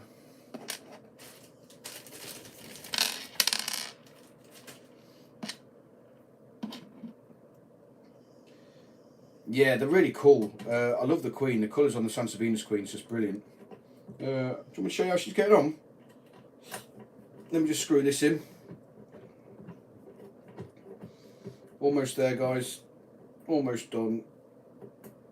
Thank you for joining me anyway. I do appreciate it all. Right, let's get the Sansabenas out. Where is the Sansabenas? That is the next question. Which one are you?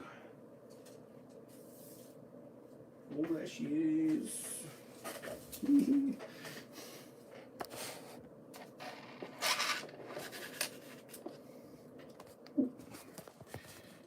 Alright, good picture of my nostril there, and look at how she's getting on. She's actually laid some more brood as well, which is really good, because if you remember rightly, they got attacked by a Solenopsis. Now I think I managed to fend it off, but the great thing is since then, as you can tell from that little pile there, she's actually laid more eggs, which is super cool news. So I'm really pleased with that. Just basic setup like, but yeah, really pleased with that.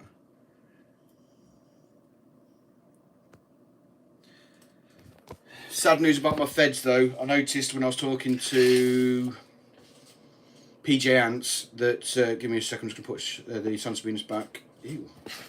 There we go, that's more interesting. The queen had died, so my feds that I got from AntCon is unfortunately not happening. She died, which is disappointing, but such is life, I guess. Such is life. But my Camponotus says she is. You got any Formica? I have got Formica, but as I explained earlier, she has not laid any brood at all this year. Oh, I'm glad to hear that, mate. But I didn't even. I kind of guessing that she didn't recover from the Solenopsis attack, because after that she never laid any more brood. And then the other day I found she's still there because I've not cleaned her up yet. I found her dead in the outworld. She's still got a couple of workers cutting around, but yeah, it is what it is, I guess. Sad times, but.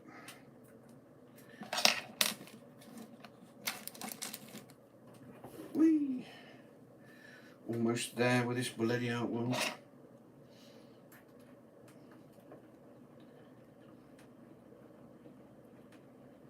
Let me get the Sailor Queen out actually.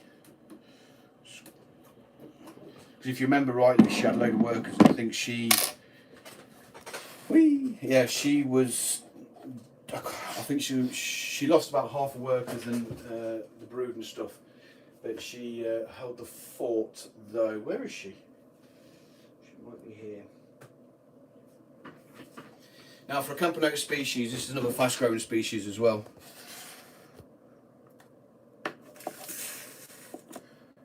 But look how she's doing now. She's recovered well. She's got a nice pile of pupae there. And she's got some fresh eggs by the looks of it and some larvae. So considering she went down to only about 4 workers, she's since the Solenopsis attack, she's not done too bad at all. Is the water okay? Yeah. Ew. Maybe not. Looks a bit thick. So yeah, so she's done well. She's happy, which is cool. What temperature are you keeping your Paresis? I never say it right, but who cares? What temperature are you keeping them at? I found that the best one for me was keeping them about 30. Then they really kicked off and started doing really well. Hey. what time are we on? I've only got half hour till I have to go, so it doesn't look like I'm going to do much moving today. What I might do is I might come back on tonight and do a bit of a live stream tonight as well, because I've done this one now. I've talked rubbish, but I've only got half an hour left. I don't think I'm going to get the chance to finish this outworld off, clean it, wipe it down, and then put a barrier on, let the barrier dry before I introduce the new ants. So what I'm going to do then is I'll probably talk for a little bit while, because I've still got some more to do here, but I'll missed a bloody but I will probably come back on tonight, I think, and chat some more rubbish for you guys for a bit, if you want to stick around for that one. Oh, I'm such a tool. What a stupid mistake to make. This is why I've got no friends, because I'm an idiot. Not friends. I know. I can't get over it. I'm such a tool.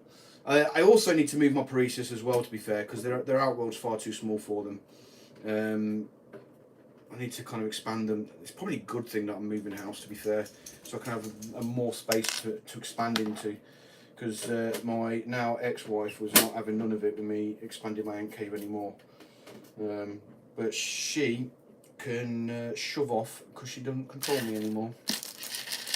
Not that she controlled me anyway, but still.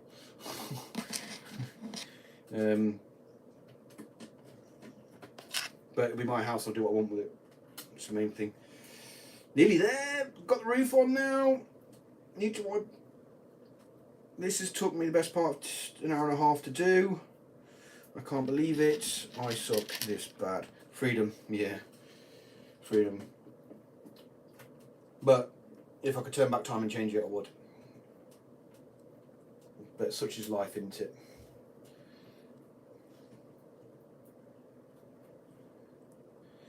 Your opinion on which honeypots? It really depends. I don't know enough about the different species of honeypots. Now, the one that I wanted to get is... I can't really get on Antantics, but it's the darker ones. And the reason for that is... I can't remember what the name of them is. And the reason for that is because I'm not sure if you've ever seen a documentary on the BBC called Empire of the Desert Ants. I watched that even before I got into ant keeping, I think. Yeah, that's it. I think. The Empire of the Desert Ants, it was actually starred those ants, and they were like the ants that were in the show. It was really, really good documentary. Obviously dramatised slightly and, you know, for entertainment as they always do, but it was really cool to see what they did and how they did it. It was really good. I think I'll watch it again, yeah, and because of that I want them, because I thought they were cool. Not only that though, they're an interesting colour. They're not just yellow like the other ones are. They're not the biggest out of the lot of them, but not bothered by that, because providing they've got, you know, full size elites, not elites, repletes.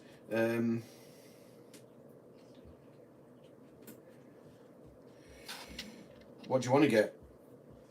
Yeah, they are smaller, but like I said, it doesn't really bother me. Where can you buy Carabera? I think Antantics, last time I looked, had them in stock. I think he didn't have Diversity, he had Aphilis, which are practically the same anyway, I just think they're slightly different colour. I think they've got the same polymorphism. Sorry, I think they've got the same polymorphism that you get in all Caraberas, so yeah, that would be fine. I should have probably started assembling this early today, so I didn't spend all the live stream just assembling this bloody thing. You live and learn, don't you?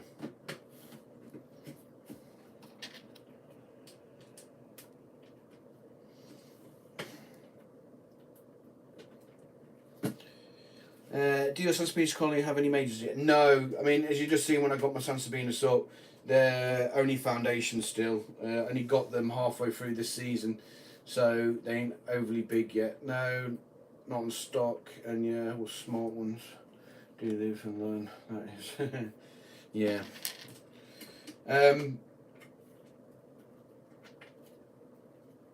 I don't know, I was on the Ant Lady's website last night, she didn't have any in. Carabera, not that I noticed. Try Antboy UK, not Antboy UK because he doesn't do that. Try Have a look at Wakushi. Wakushi might have them in stock. I know we stocked them previously. And try Ants Davey. I think he stocks them from time. In fact, I don't think he's ever stocked them. I'm not sure. Worth a try though. Ant Cyrus, I don't think I think he used to stock them as well. He might have some. I think that's pretty much my knowledge of retailers. I can't think of any others. For ants anyway.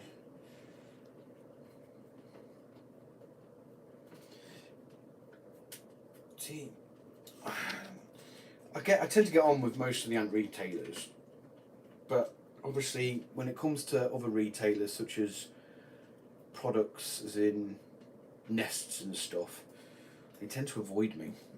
I don't know why. Because I'm a nice guy. I am brutally honest though with it's getting there, babes, it's getting there.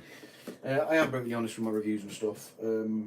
I don't see it being a negative thing. I know it was in the early stage of my channel was what I was quite well known for when I said, you know, I thought something was pants. I kind of came out of it and said it was pants. And I still do that now. I mean, if you was on my live stream the other day, I was talking about the leaf cutter pods that Sid did. Now I would class myself as good friends with Sid. We don't meet up for beers and stuff, but we talk every so often, and we have you know, a mutual respect for each other. I obviously respect the fact that he's a retailer and stuff like that too. But equally, it doesn't stop me pointing out issues that I've had with his products and things like that.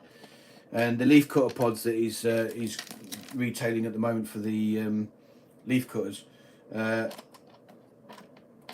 noticed there's a bit of an issue there with them, and like I said, I don't hide the fact that, you know, if there's something's wrong or something, how is the retailer going to correct it unless you point it out? Now they obviously a lot of retailers get the freaking knickers in a twist because you've done it on your channel or whatever and you said something's crap. Well, what's wrong with that? You know what I mean? You know, if it's not saying it's necessarily shite, but you know, but if it doesn't work, what's wrong with pointing it out?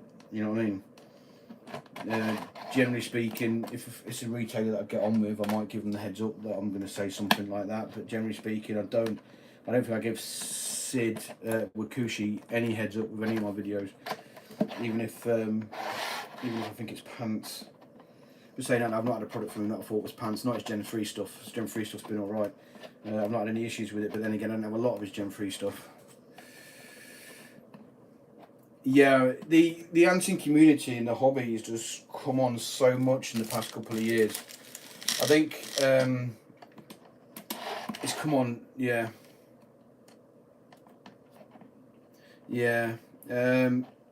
It's advancing quickly. Yeah, it is. I mean, Antkit, for example, he ruled the market a couple of years ago. Then obviously when Antkit, whatever the hell happened with them, because they disappeared off the face of the earth for a little bit, they've come back, and the technology and the information and, you know, stuff like that has just moved on so much. I think, and he's still trying to sell his old stuff that he used to, probably because he's still got it in stock, maybe, I don't know.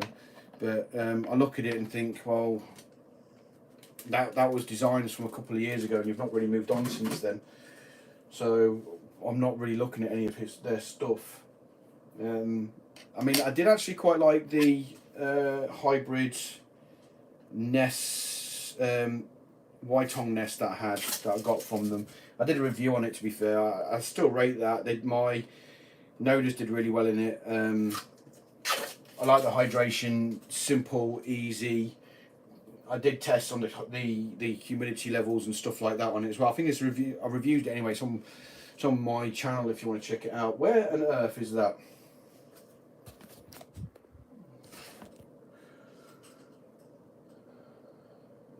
Yeah.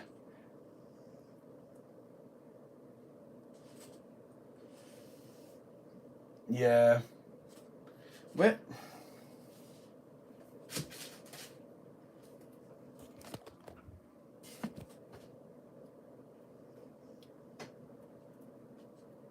Where's my second one of them? Oh, Found it. It was on the floor. Yeah.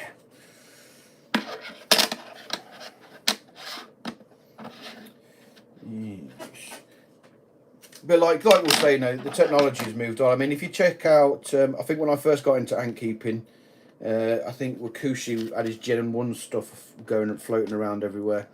And if you look at that, a lot of it's pants, and I wouldn't touch with a barge pole. But now if you look at his stuff that he's got now, he's obviously learnt his lessons from that stuff, and he's moved on and designed different bits and bobs, which I think I don't have any loyalty towards Sid in the regards of products, because I will go and buy, if I see something that somebody else does that I like it, I'll buy it, and then I'll see how I get on with it. Like, so I've got no loyalty to Sid in the arts of Wakushi or anything like that. And it's the same with ants. If I can't get ants from my preferred retailer, who is High-Tech Ants, not High-Tech Ants, sorry, Ant Antics, then I'll go to a retailer that does supply them or does have them in stock. You know, I'm not bound by these people that I do class as friends and stuff. I just get on with my hobby, do my videos, and get ants where I can. But that's just me. Now, there's obviously a lot of like negativity in the hobby at times. I don't understand why that is. I don't get involved in it really, apart from when I got threatened because I said High-Tech Ants. Some of the High-Tech Ant stuff was pants. And that got a bit of backlash, but generally speaking, I just don't care. I'm not interested in the dramas.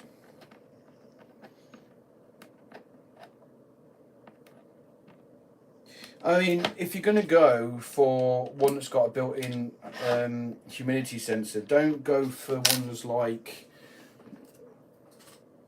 these, because they're not very accurate. It's a gimmick. They'll charge you 10 quid for that, and they probably bought it for £1. The 3D printing case around it probably cost about £1 max. It won't even cost £1 because it only takes a couple of grams of filament to case this. And they attach this to an outworld, a nest, sorry, and then say, look, it's temperature readings. Now, I think they're shite. So this is reading 28 degrees. No, it's actually 25, so it has been on the windowsill. The humidity sensor on it's buggered. It doesn't work. It's stuck at 10%. It's a lot humid in here. So these are crap. If you see any smart nest with these, just don't bother. They're shite. Now, if you really want a smart nest that's got a good sensor, then you want to look at something like one of these.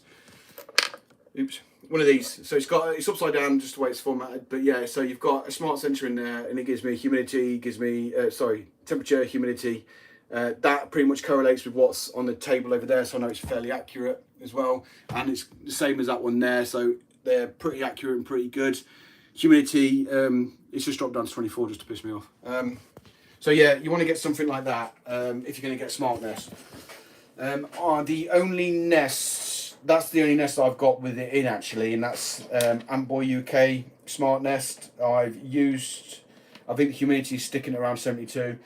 My messes in there with it, and I liked it so much that I got another one. So off Antboy. So by all means, if you want to look at getting one of them, I'd look at getting that. I did actually think I did a review on it, kind of like a review stroke. Check it out, it's done.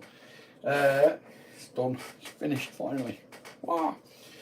I did do a review on it in some method as well in one of my videos, so I think it might be attached to my product review playlist. So if you want to check that out, by all means crack on and have a look at it, where I have talk about some faults with it. The hydration system is, I don't like sponges, but it's sponges, but as you can see there, the ants are regulating the humidity in there now anyway, and what I find is when you get a colony that's big enough, they regulate their own humidity. If you look at this, this is my Camperonex nicobrensis. I've humidified this like once, and they've been in it for about 6 months. In fact, it was Naturu that bought it for me actually as a gift. So thank you, Naturu. But I've never hydrated it, and the ants are doing fine. Now you will look; it's fairly empty in there, and you might think, well, that's dropped a lot, Hood. What's going on there? But then, if you look, I'm not sure if I can see. If you look back there, you can't really see it. You might just be able to. That back of that nest is just packed full of ants. They're all over it. They're not really in it. They're at the, oh, they're behind it. So that's where they've all gone. But yeah, I've never humidified that, and they keep the humidity pretty much at the standard levels. And it's the same with these as well. I've humidified it once when I first got it, and now it's at 67%. So the ants are regulating the humidity in there. So once an ant colony gets big enough, you'll probably find that they'll regulate their own humidity anyway.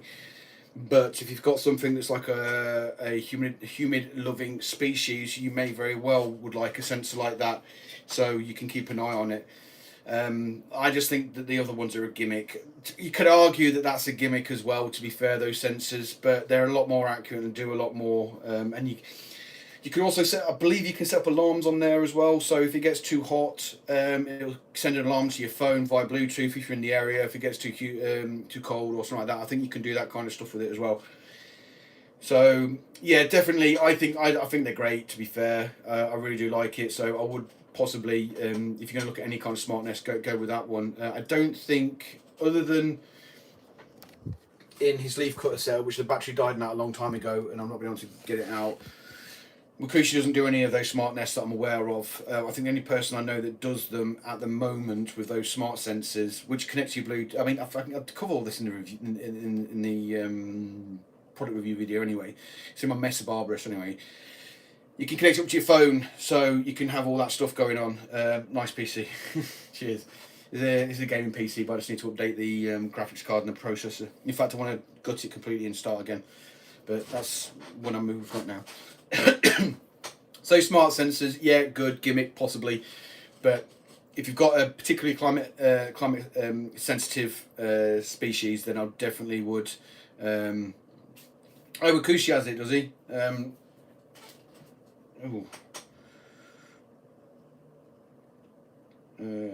Where are we at? Just got sent a picture from.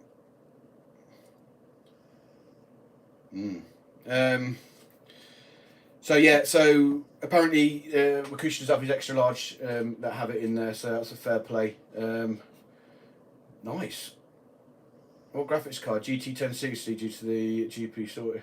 Yeah, I think my graphics card's the GTX 1060 as well. I think it's the 6 gigabyte one, I can't remember.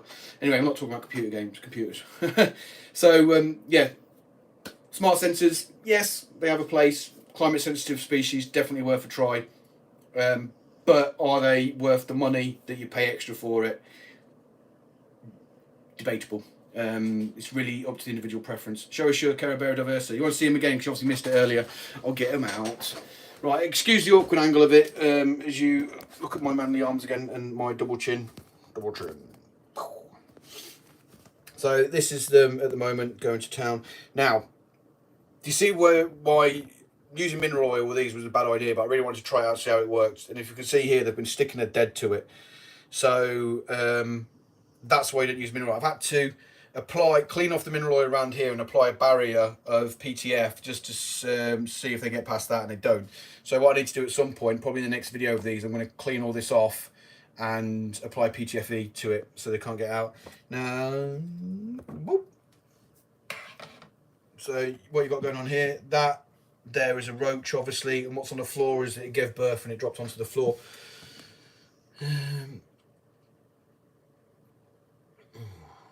They keep growing. Yeah, well, if you think that's crazy, if we looky here, this is really hard to try and do it when you're not looking at your hands. So that was the Wakushi S. Oh wow, can I zoom in? Oh, that looks like it's. See that there? Finger that there. That looks like it's a head of a super major that's coming. Oh, nice. So they were. This is the S. No. What is this out this nest? MS 3.5 full, and then I attached the 5.5, and as you can probably guess because you can see through the red, they've pretty much filled it already. Oh, look at that! Oh, it's a biggie, big girl. Big girl there.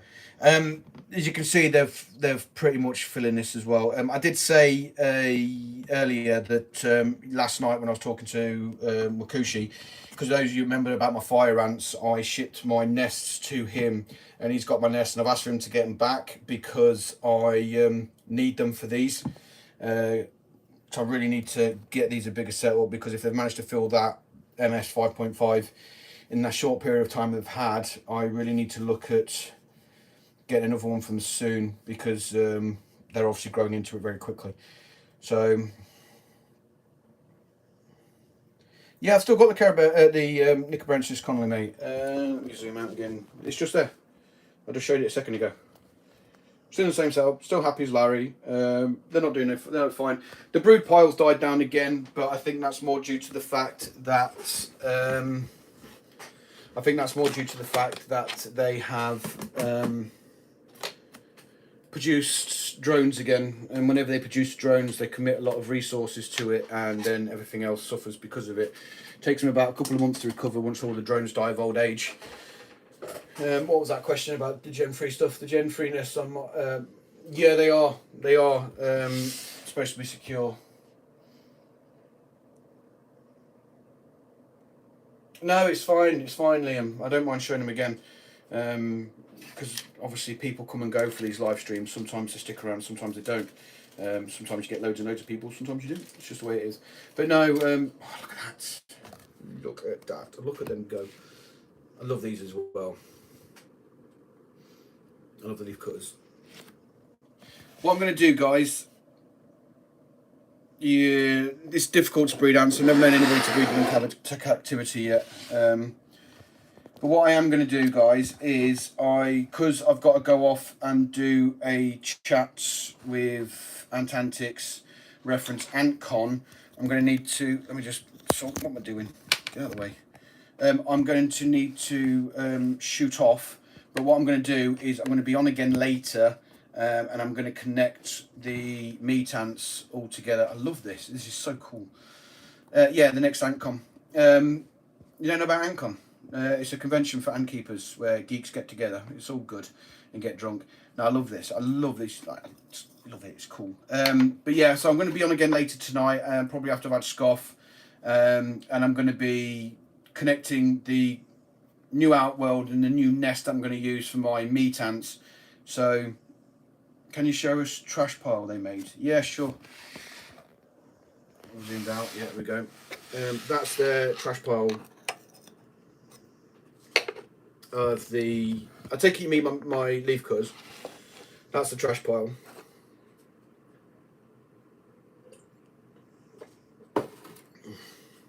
Sorry, I was just taking a drink.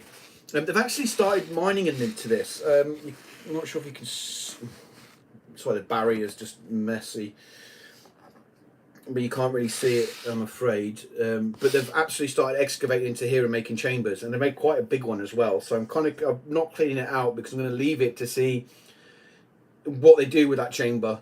Because to tell you the truth, more than anything else, I'm curious, and I really want to know what they're actually doing in there and what they're going to do with it.